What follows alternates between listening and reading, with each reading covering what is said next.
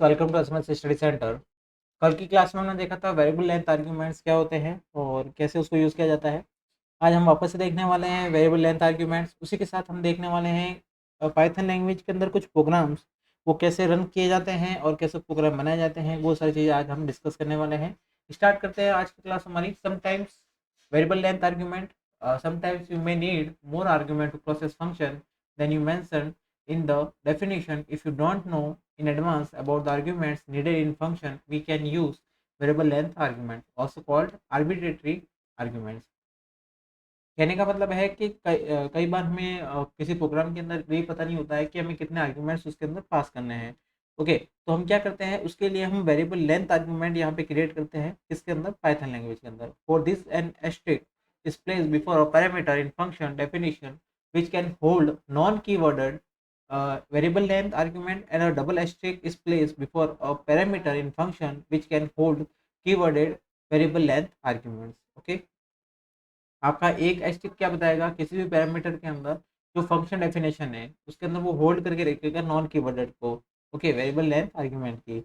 Double asterisk क्या बताएगा आपको, ये क्या जाता है place before parameter in function which can hold keyworded variable length argument. Okay, if you use one asterisk like dot asterisk where, then all the positional arguments from the point till the end are collected as a tuple called where. And if we use two asterisk before a variable like asterisk asterisk and where, then all the positional arguments from that point till the end are collected as the dictionary called where.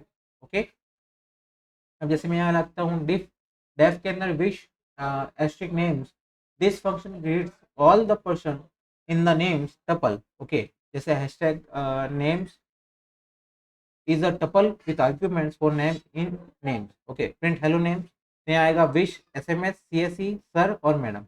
Okay, तो output में क्या आएगा आपका, hello SMS, hello S CSE, hello S sir और hello madam. Okay, means यहाँ की wish के अंदर जितने भी आर्ग्यूमेंट्स थे उनको उसने क्या कर दिया है, प्रिंट कर दिया है।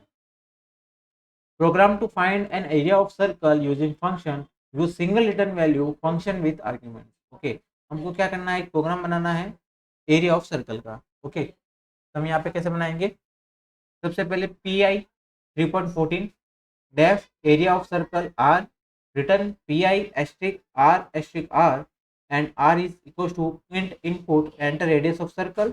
तो प्रिंट आएगा area of circle R. Okay, तो आउटपुट क्या आने वाला है, enter radius of circle third में सर मैंने जैसे ही उसकी सर्कल की जो रेडियस है वो 3 ली है, तो आउटपुट आने वाला है आपका 28.259999999998। ओके, अब मैंने एक प्रोग्राम और बनाया है, program to write sum different product and using argument with return values function. Okay, तो यहाँ पे मैं क्या कर रहा हूँ, डेफ कैलकुलेट किया है मैंने ए और बी को, टोटल ए प्लस बी का क्या है, डिफरेंस ए माइनस बी का क्या है, जो उसका मल्टीप्लाई है वो मैंने पी प्रोड के अंदर डाला है।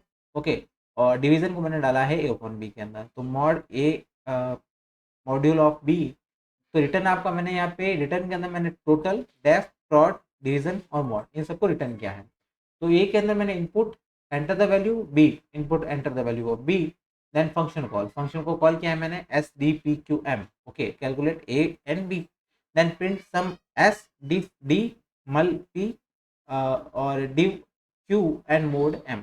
ओके, तो प्रिंट आपका डिफ के अंदर डी, प्रिंट के अंदर मल के अंदर पी और प्रिंट डिव के अंदर क्यू एंड प्रिंट मोड के अंदर एम।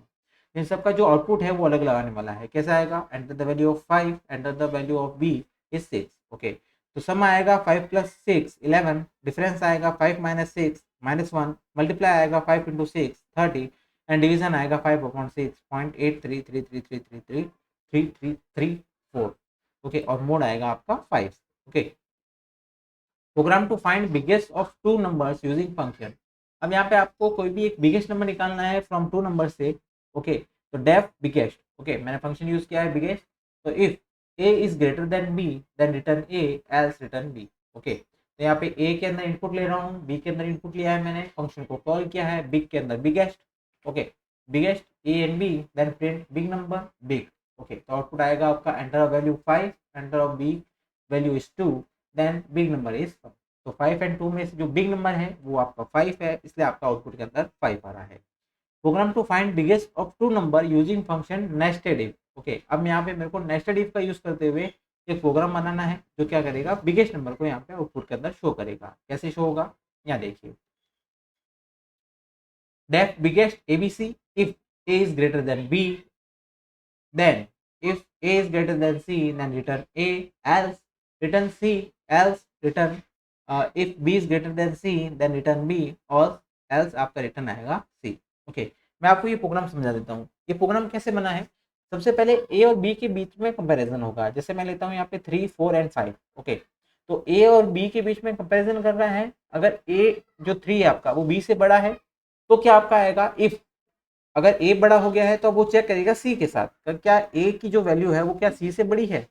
अगर नहीं तो वो रिटर्न, अगर हाँ तो रिटर्न करेगा a, मीन्स रिटर्न a की वैल्यू को। वरना वो चेक करेगा आपका जो रिटर्न c है वो बड़ा है किससे, इन दोनों से, इसलिए रिटर्न c करेगा। वरना आपका अगर फॉल्स होता है ये जो स्टेटमेंट है, जैसे फॉल्स होगा तो क्या आएगा, वापस चेक करेगा कि क्या b की जो वैल्यू है वो c से बड़ी है। अगर बड़ी है तो रिटर्न करेगा b को, अगर नहीं है तो रिटर्न करेगा c को। ओके, जैसे आउटपुट के अंदर अभी आपको पता चल जाएगा। यहाँ मैंने इनपुट लिए 3 वैल्यूज का। अब कौन कौन से वैल्यूज है यहाँ देखिए, 5, -6 और 7। तो बिग नंबर आपका क्या है, 7। तो आपको आउटपुट में क्या मिलेगा, 7 मिलने वाला है। ओके, ये थी आज की क्लास हमारी, जिसके अंदर हमने कुछ प्रोग्राम्स देखे थे पाइथन के अंदर कि उस प्रोग्राम को कैसे लिखा जाता है, उसके अंदर आर्ग्यूमेंट कैसे पास किया जाता है, और सारे के सारे प्रोग्राम हमने बनाए हैं फंक्शंस के द्वारा कि फंक्शन कॉल करके हम उस प्रोग्राम को कैसे राइट कर सकते हैं। ओके फ्रेंड्स, हमारी इस क्लास को शेयर करना ना भूलें और सब्सक्राइब करना ना भूलें। Thank you so much.